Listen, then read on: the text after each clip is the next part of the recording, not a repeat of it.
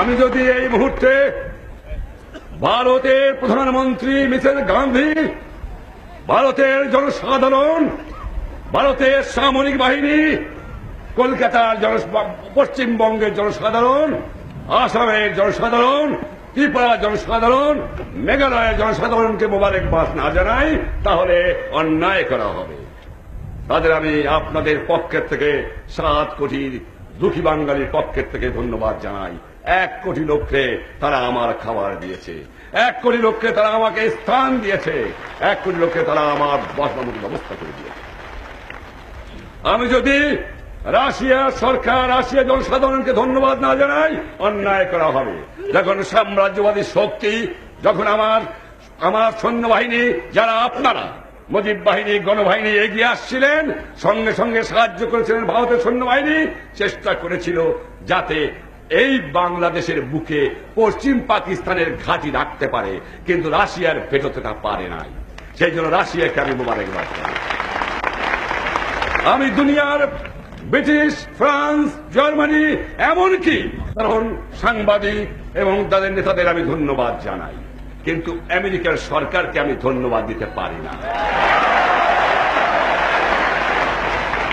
তারা জানে, তাদের খবর আছে যে বাংলাদেশে কি করে মানুষকে মারা হচ্ছে। তারা জানে যে গ্রামকে গ্রাম পুড়িয়ে ছারখার করছে।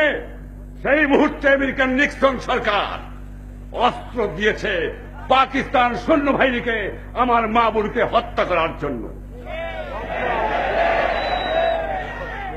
কিন্তু আমেরিকার জনসাধারণের কাছে আমার শুভেচ্ছার বাণী আমি পৌঁছে দিতে চাই।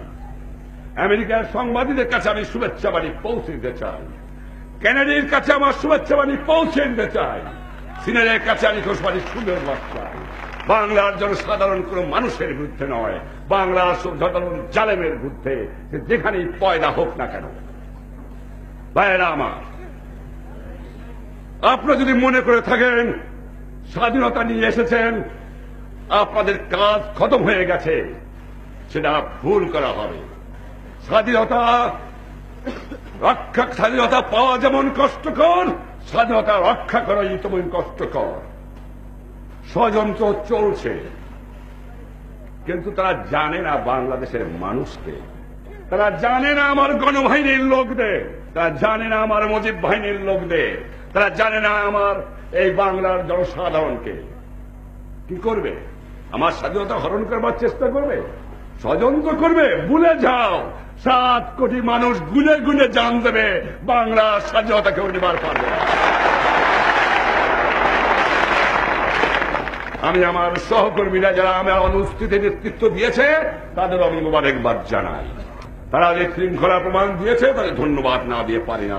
আওয়ামী লীগের কর্মীদের, আওয়ামী লীগের নেতৃবৃন্দকে, বাংলার জনসাধারণকে আমি বলে দিতে চাই এবং তাদেরও আমি বলে দিতে চাই যে এমন কোন বাংলার ঘর নাই যে ঘরে মুজিবুর রহমানকে ভালোবাসে না। তারা আমাদের কাছে খবর পৌঁছিয়ে দেবেন যে তার কাছে অস্ত্র আছে, সে অস্ত্র আমরা কেমন করে আনতে হয় সে জানি। টাকা নাই, পয়সা নাই, চাল নাই, ডাল নাই, রাস্তা নাই, রেলওয়ে ভেঙে দিয়ে গেছে, সব শেষ করে ফেরাউনের দল সব শেষ করে দিয়ে গেছে। কিন্তু আছে আমার মানুষের একতা, আছে তাদের ঈমান, আছে তাদের শক্তি। এই মনুষ্য শক্তি নিয়েই এই বাংলাকে নতুন করে গড়ে তুলতে চাই। তাদের কাছে আমি চাই যে যেভাবে যদি আরো 2 মাস লাগতো কি 3 মাস লাগতো স্বাধীন হতে, তো তোমরা যুদ্ধ করতে না? যদি 1 বছর লাগতো যুদ্ধ করতে না? না খেয়ে কষ্ট করতে না? তোমরা শত্রু মোকাবেলা করতে না? গুলি খেয়ে মরতে না?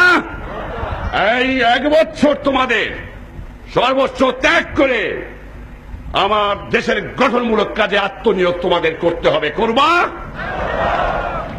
রাস্তা তোমাদের নিজেদের করতে হবে, ব্রিজ তোমাদের নিজেদের করতে হবে, ফসল উৎপাদন তোমাদের করতে হবে, গ্রামে গ্রামে তোমাদের কাজ করতে হবে, শান্তি শৃঙ্খলা তোমাদের এরিয়াতে তোমাদের রাখতে হবে। করবা?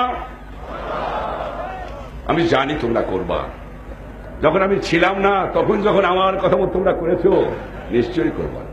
এ বিশ্বাস না থাকলে আমি বাঁচতে পারতাম না। আর তোমরা যদি আমার সংগ্রাম না করতা, তাহলে বোধহয় আমি গণবাহিনী, মুজিব বাহিনী, আমার আওয়ামী লীগের কর্মীরা আর সমস্ত দল যারা আমাকে সমর্থন করেছেন, সেই সমস্ত দলের কর্মীরা যদি সমর্থন না করতেন, বোধহয় পশ্চিম পাকিস্তানের থেকে আমি আসতে পারতাম। আর একটা কথা বলতে চাই, ভুট্টো সাহেব বড় নারাজ হয়ে গেছে। তিনি যে আমার রিকগনিশন দেয়, তার সঙ্গেই তিনি কাট করে দেন। আমার মনে হয় শেষ পর্যন্ত হারাধনের একটি ছেলে কাঁদে ভেউ ভেউ মনের দুঃখে বনে গেল, রইল না। বোধহয় শ্রীমানের সেই অবস্থাই হবে। সুখে থাকো, সুখে থাকো, আমি তোমাদের আশীর্বাদ করি। সুখে থাকো ভুট্টো সাহেব। তোমার লোকের বিরুদ্ধে আমার কিছুই নাই, তোমার জালেমদের বিরুদ্ধে আমার যথেষ্ট বলা রয়েছে। 23 বছরে আমার মা বোনের রক্ত শোষণ করে নিয়েছে। 23 বছর পরে আমার মানুষের বুকে রক্ত নিয়ে ছিনিমিনি খেলেছ। 23 বছর পরে আমার মা বোনকে গুলি করে হত্যা করেছ। 23 বছরের পরে তুমি আমার মা বোনের উপর পাশাপাশি অত্যাচার তোমার সৈন্যরা করেছ। তবুও আমি চাই যে তোমরা সুখে থাকো, আমাদের সুখে থাকতে দাও। তোমাদের সঙ্গে কোনো সম্বন্ধ আমাদের হতে পারে না।